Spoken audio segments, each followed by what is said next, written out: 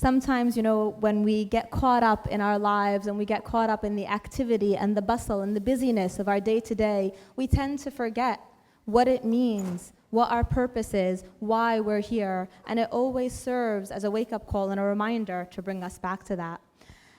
And with that thought, I want to segue into our next segment, which is a segment that, again, is something that I really appreciate and I enjoy. We're going to hear from a wonderful poet named Kashmir Maryam. Now, many of you may have heard of Kashmir in the past.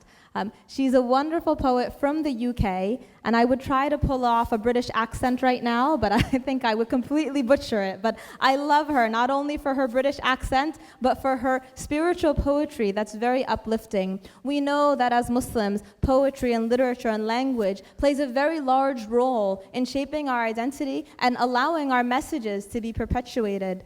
None of us can forget the beautiful words of Maulana Rumi, which has survived for years and years and years, to the point where today Rumi is still considered the #1 best-selling poet in the history of the world. And this is someone, who comes from our own Islamic heritage. And of course, we can't forget the ayah from the Quran, from Surah Al-Kahf, which tells us, قُلْ لَوْ كَانَ الْبَحْرُ مِدَادًا لِكَلِمَاتِ اللَّهِ لَنَفَدَ الْبَحْرُ قَبْلَ أَن تَنفَذَ كَلِمَاتُ رَبِّي.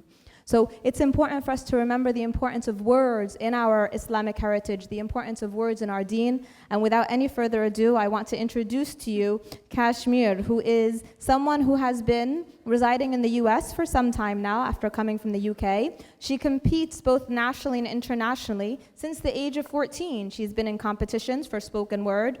Her recent achievements have been her feature in the film We Are Poets, which has already premiered in the UK and is soon to be premiered in other areas as well.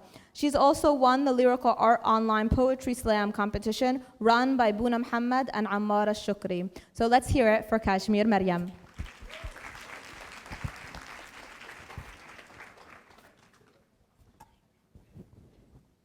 Assalamu alaikum wa rahmatullahi wa barakatuh.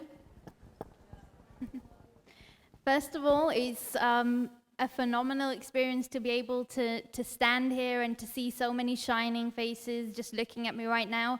And alhamdulillah for an event like this put together for celebrating the hijab. I don't want to say too many words. I want to just go straight into my poetry. I feel like it would embody what I'm trying to say anyway, inshallah. I'm just going to move these to the side.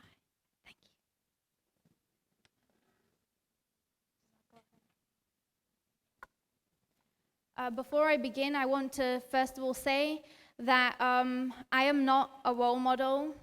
I am only speaking from what drives me or inspires me to write, and what we should be looking at as a role model, especially when it comes to hijab and modesty, is what the Sahaba were, or what they represented. And so to do that, you have to go back to the Quran and the Sunnah.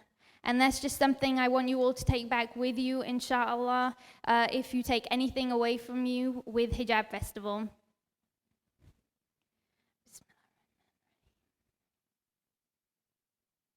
I am on that kind of flow,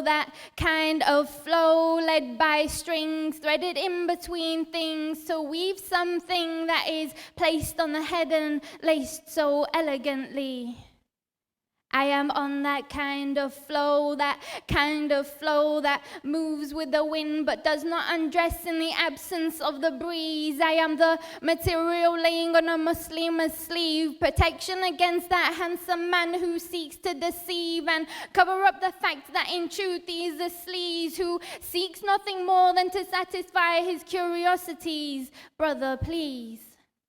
Save your glances for your wife and your attention for your child, 'cause this cloth makes me 10 times more wise of your tricks. I am Miss, so address me with respect, 'cause I'm dressed respectfully and seek not to please your eye more than mine. I am grateful for my complexion, the arrangement of my genetic selection, and I toast not arrogant or boastfully of my elected right as queen of the deen, because I represent Islam and what it means to be fighting in this man-made battle against self-esteem.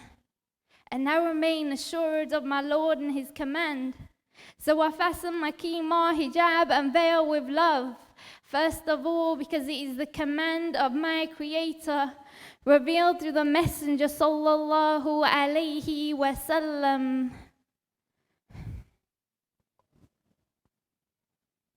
Revelations in a cave put my insecurities at bay.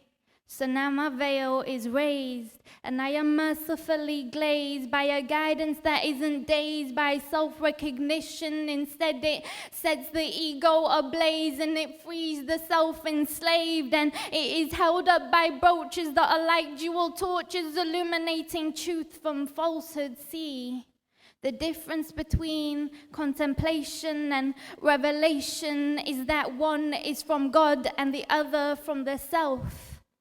I am on that kind of flow that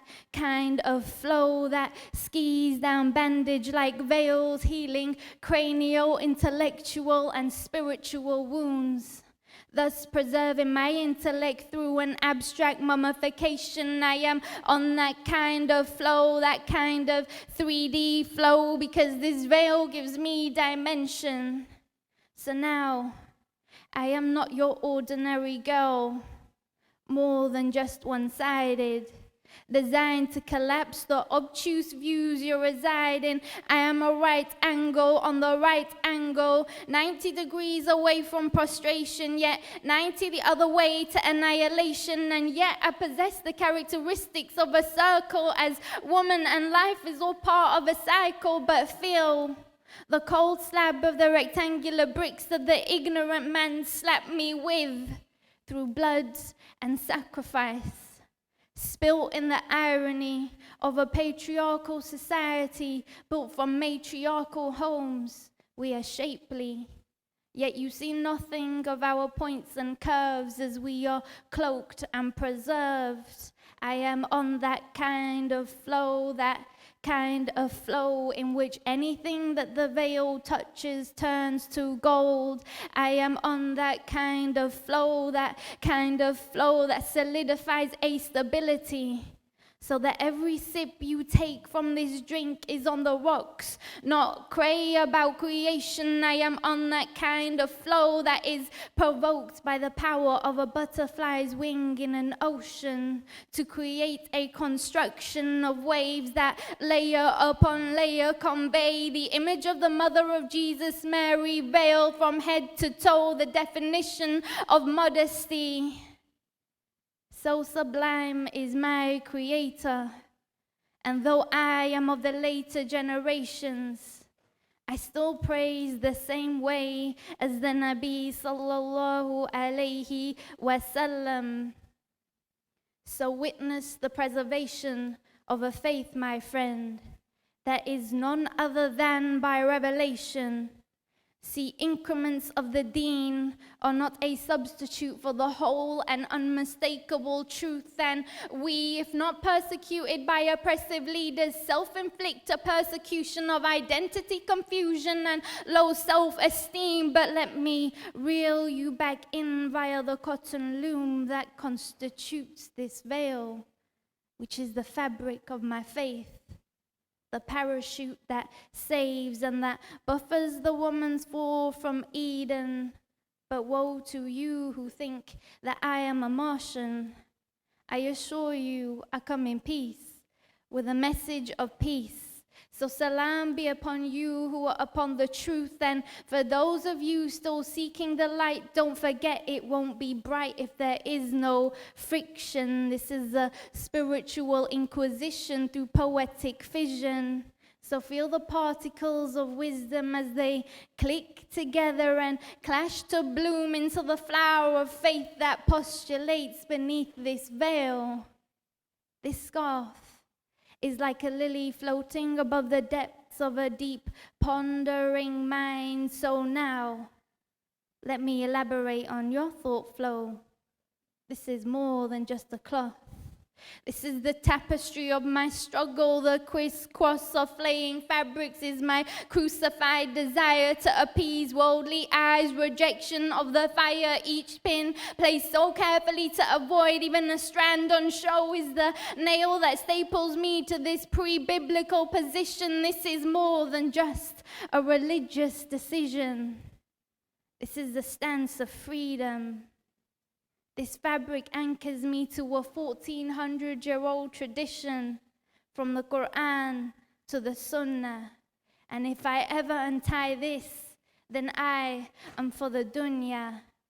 Pride in being a lady and not a tramp, a slave only to God and not to man.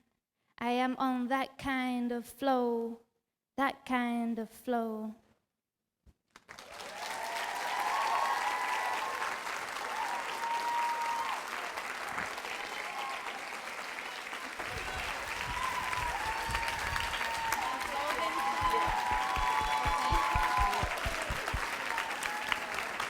MashaAllah, MashaAllah, that was absolutely beautiful. Thank you so much, Maryam, for sharing that with us. And Maryam will be around for the VIP after event, so you'll get to speak to her and hear more of her beautiful British accent.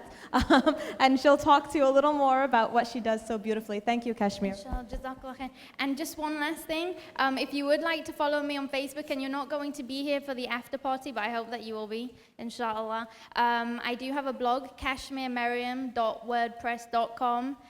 So inshallah, I want to say thank you to you all for having invited me, and I'm going to leave the stage now.